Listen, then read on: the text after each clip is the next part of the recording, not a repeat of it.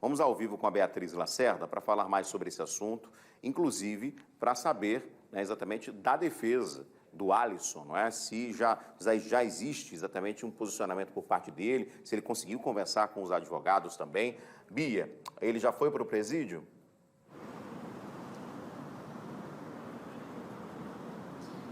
Olha, Edson, voltando a falar com você agora sobre esse caso, a informação que nós temos é que não, ele ainda não saiu lá do hospital, o que deve acontecer ainda nessa noite, mas ele aguarda, então, essa transferência. Eu estou aqui ao lado do seu Marinésio Luz, que é o advogado que está representando o Alisson Bezerra, de 44 anos, ele que é motorista de caminhão.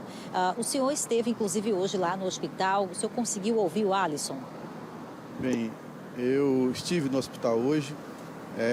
Quero lembrar que eu fui constituído apenas na tarde de hoje pela família para acompanhar o Alisson e me dirigi ao HGR, mas infelizmente não tivemos êxito em conversar com o Alisson.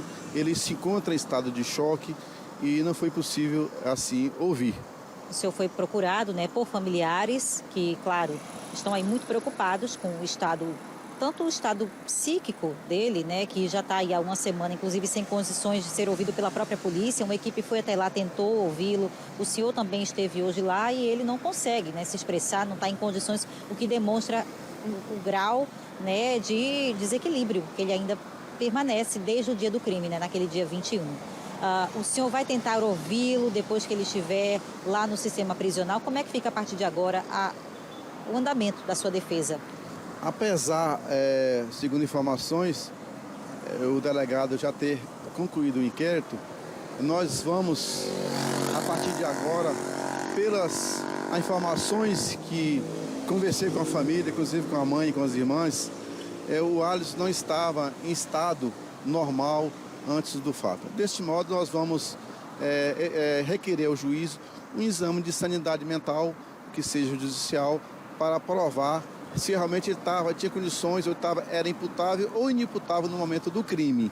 O que nós vimos no momento é que ele está realmente, fisicamente, ele está estável, está recuperado, mas psicologicamente ele está sem nenhuma condições. Eu tentei de toda forma puxar um diálogo com ele, mas ele não está incomunicável na verdade. Ele não responde nada, nenhuma pergunta? Ele não responde nada. E é interessante, né, que ele seja ouvido. Eu sei que o fato aconteceu, é um fato lamentável, a família sente, lembrando que os familiares dele, que é a mãe dele, são avós dos filhos dele, está muito em choque também, mas é necessário, é importante que ele também seja ouvido e vamos ouvir a versão dele, se ele tiver condições de falar.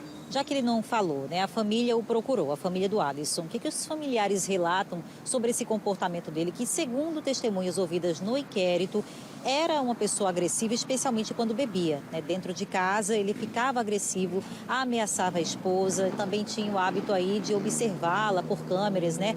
Com um ciúme excessivo, de acordo com palavras da própria vítima. A Maria Aparecida relatou para pessoas da intimidade dela, que depois contaram à polícia.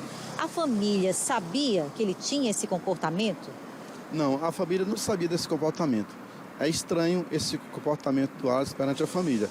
E eu não vou me ater até de comentar sobre isso, que realmente como eu falei, só agora à tarde, no final da tarde, fui constituído pela família para acompanhá-lo e realmente desconheço essas informações. Não estou dizendo que não existam, mas a família nem eu tenho essas informações sobre essa situação que ele se apresentava. Na conclusão do inquérito, chamou atenção também o fato do delegado dizer que o Alisson é responsável pelos seus atos e que ele é imputável na análise da Polícia Civil.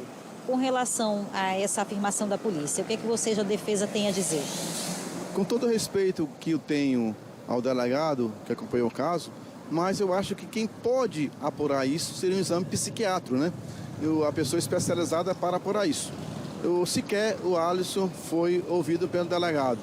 Então, como eu já adiantei, vamos pedir aí um exame de sanidade para comprovar se realmente é imputável ou inimputável. Somente um profissional especializado é capaz de afirmar isso.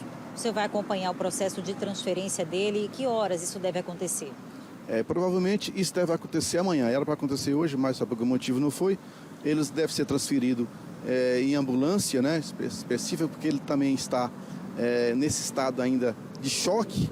né? Então ele deve ser comovido por uma ambulância e deve ficar no presídio prisional, no manicômio, acompanhado por um profissional psiquiatra. Então ele vai para uma localidade, né, um lugar especial.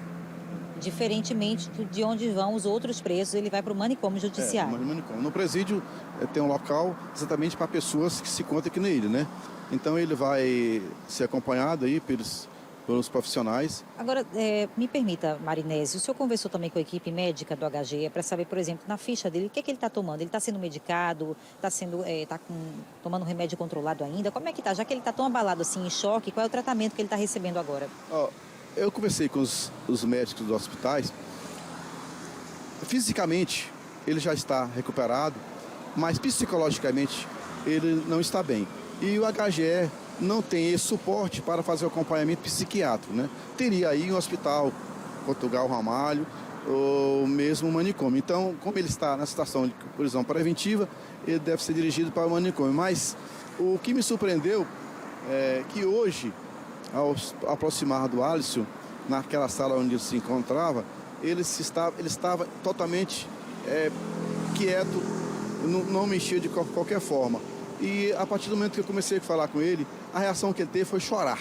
Então essa reação de chorar, realmente já os médicos já até achou assim um sinal positivo, que ele estava tendo qualquer reação, nem negativa nem positiva. Até mesmo para alimentar, ele está se alimentando, ele está no soro. Com certeza ele está muito mesmo abalado pelo que ocorreu. Foi hoje que ele recebeu a notícia que ia sair, ia ter alta, ia realmente direto para o presídio? Isso acha que isso também está fazendo com que ele se emocione mais, ou demonstre também algum arrependimento de toda essa tragédia? A gente não podemos afirmar como é que ele está sentindo, porque realmente não expressou nenhum sentimento, né? nenhuma fala. Mas o local, de qualquer forma, mais apropriado para ele nesse momento, realmente é o manicômio. Como eu disse, a HGE já fez o que tinha que ter feito, ele já não tem mais risco de vida, fisicamente ele está bem. Então, nesse momento, o local ideal mesmo é que ele vai para o manicômio e o local é lá no presídio. Ele está sozinho nessa sala, no hospital?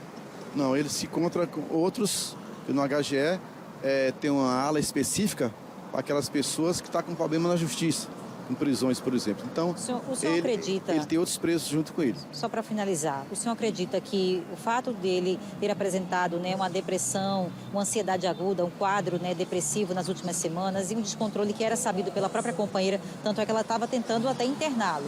O senhor acha que isso pode amenizar a pena dele no futuro? Se a pessoa que é considerada inimputável, ele não pode ser condenado.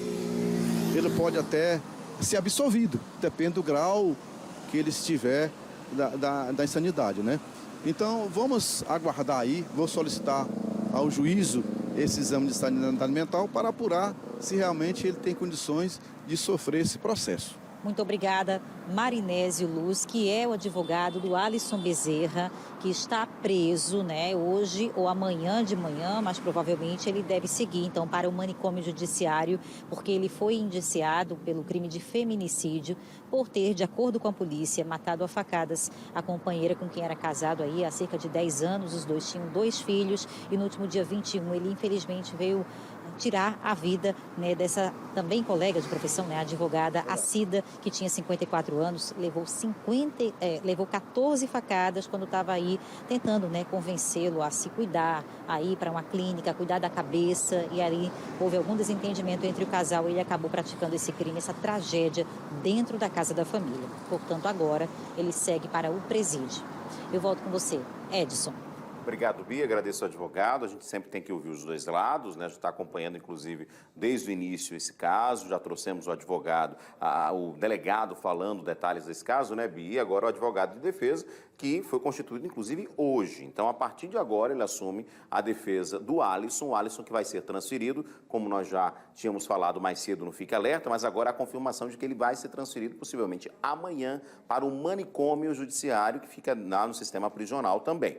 E a defesa vai pedir esse exame de sanidade mental para definir se ele é imputável e inimputável, né? O detalhe é que a gente já tinha conversado sobre isso semana passada, inclusive logo depois do crime, né, Bia? E um advogado especialista informou que se for apenas a depressão, né, isso não é suficiente para enquadrar que aquela pessoa, né, para confirmar que aquela pessoa é, por exemplo, inimputável, ou seja, que ela não pode ser condenada, se foi só a depressão, né? Agora, é claro que os exames é que vão ser necessários para comprovar se ele tinha ou não consciência do que estava fazendo. E, claro, com todo o histórico e o julgamento que vai ser levado também à justiça. A polícia já concluiu esse inquérito, mas com certeza uma tragédia, não é? Uma tragédia, e duas crianças, né, ficaram sem pai e sem mãe, né? Porque o pai agora vai ficar preso e a mãe, infelizmente, foi assassinada. Um caso de feminicídio, não é?